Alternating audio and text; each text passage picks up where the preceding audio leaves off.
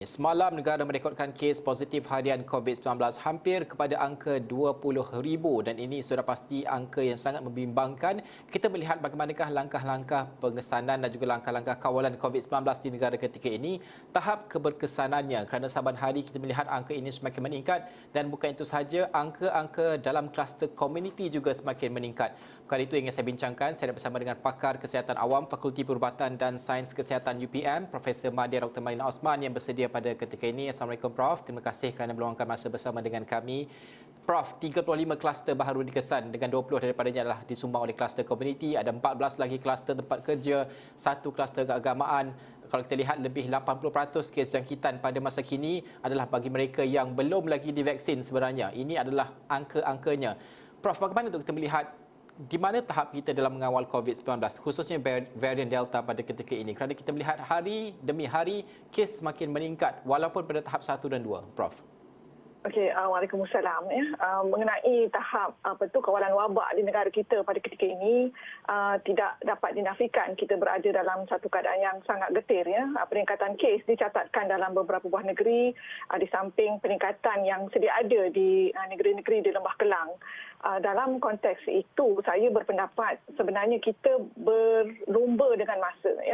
Seperti mana yang pernah saya sebut sebelum ini, pemvaksinan perlu dilaksanakan seberapa segera yang boleh bagi mengelakkan tularan ataupun cetusan kes-kes yang baru. Dalam masa yang sama, jika kita lihat pola kluster-kluster yang dicatatkan sejak kita melakukan MCO 3.0, malah sebelum itu, jumlah-jumlah kluster kekal sama. Maksudnya di sini ialah kepatuhan pada SOP, kita tidak dapat lagi bergantung kepada semata-mata kepatuhan SOP. Kebanyakan kita memang tidak dapat mengekalkan kepatuhan mereka terhadap SOP dan menyebabkan banyak kluster-kluster baru.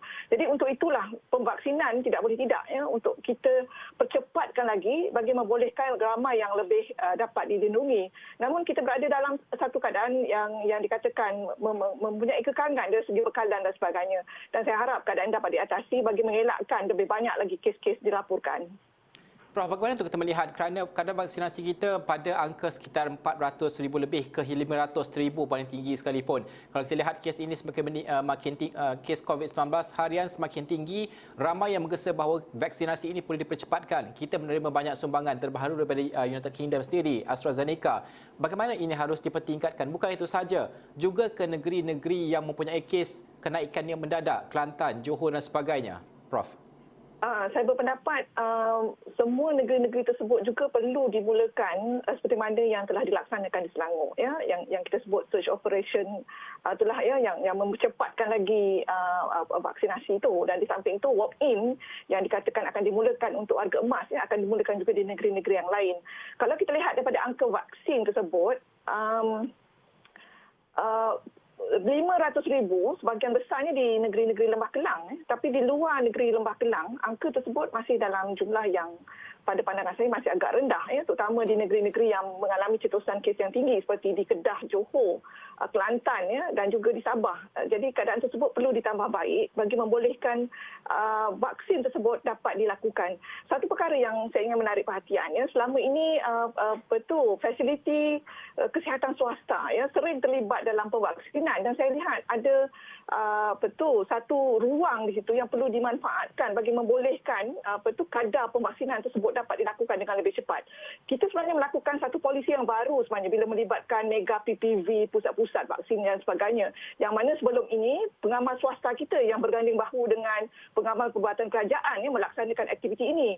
Jadi dalam konteks ini pada pandangan saya untuk mengelakkan sebarang birokrasi dan sebagainya, mereka-mereka ni boleh digerakkan untuk membantu dalam proses pemvaksinan di negeri-negeri yang saya sebutkan tadi. Prof, itu adalah segi aspek penambahbaikan untuk proses vaksinasi khususnya ke negeri-negeri di luar Lembah Kelang.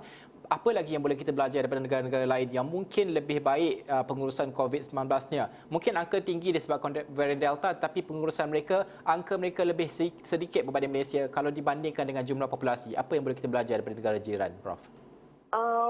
Kalau kita lihat dari segi epidemiologi, bukan sahaja negara kita lah, fenomena varian Delta ni bukan sahaja dialami di Asia Tenggara, tapi ia adalah merupakan fenomena global.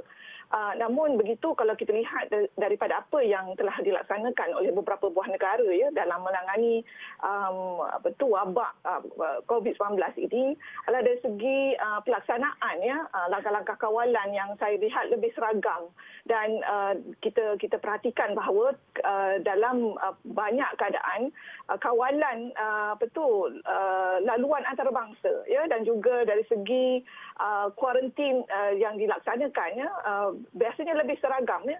Kita di sini kadang-kadang SOP itu berubah-ubah, dan ini kadang-kadang menimbulkan kekeliruan di kalangan orang ramai, dan juga pada masa yang sama kadang-kadang motivasi kita terganggu ya akibat beberapa peristiwa-peristiwa yang melibatkan peraturan-peraturan dan juga mereka-mereka yang mempunyai nama ya dalam masyarakat. Jadi keadaan-keadaan seperti itu pada pandangan saya perlu dielakkan, dan kita perlu menumpukan kepada langkah kawalan dan pencegahan, terutama bagi meyakinkan kepada masyarakat kita tidak ada jalan lain selain pada terus patuh pada SOP dan juga mengambil vaksin. Dan dalam masa yang sama, memang semua perlu berhati-hati disebabkan oleh penyebaran Delta variant ini yang sangat pantas dan cepat, sehingga menyebabkan sistem perkhidmatan kesihatan kita yang tidak dapat menampung jumlah pesakit yang agak tinggi. Okey, Prof. Terima kasih kerana meluangkan masa bersama dengan kami. Pakar Kesihatan Awam Fakulti Perubatan dan Sains Kesihatan UPM, Profesor Madya Dr. Malina Osman.